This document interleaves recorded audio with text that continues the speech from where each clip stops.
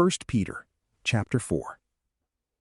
Therefore, since Christ suffered for us in the flesh, arm yourselves also with the same mind.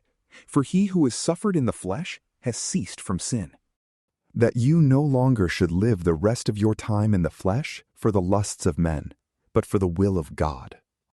For we have spent enough of our past time doing the desire of the Gentiles, and having walked in lewdness, lusts, drunken binges, orgies, carousings, and abominable idolatries. They think it is strange that you don't run with them into the same excess of riot, speaking evil of you. They will give account to him who is ready to judge the living and the dead. For to this end the good news was preached even to the dead, that they might be judged indeed as men in the flesh, but live as to God in the Spirit. But the end of all things is near. Therefore be of sound mind, self-controlled, and sober in prayer. And above all things, be earnest in your love among yourselves, for love covers a multitude of sins. Be hospitable to one another, without grumbling. As each has received a gift, employ it in serving one another, as good managers of the grace of God in its various forms. If anyone speaks, let it be as it were the very words of God.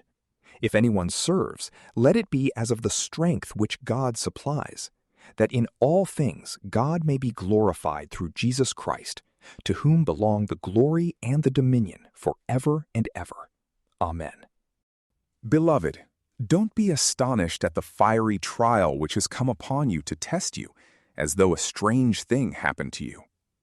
But because you are partakers of Christ's sufferings, rejoice, that at the revelation of his glory you also may rejoice with exceeding joy.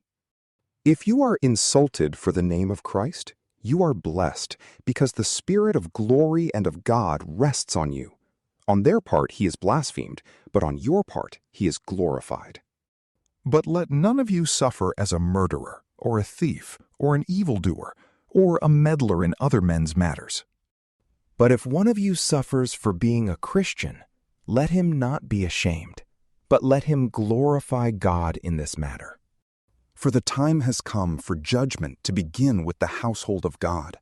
If it begins first with us, what will happen to those who don't obey the good news of God? If it is hard for the righteous to be saved, what will happen to the ungodly and the sinner? Therefore, let them also who suffer according to the will of God in doing good, entrust their souls to him as to a faithful Creator. From PrayLamp, peace be with you.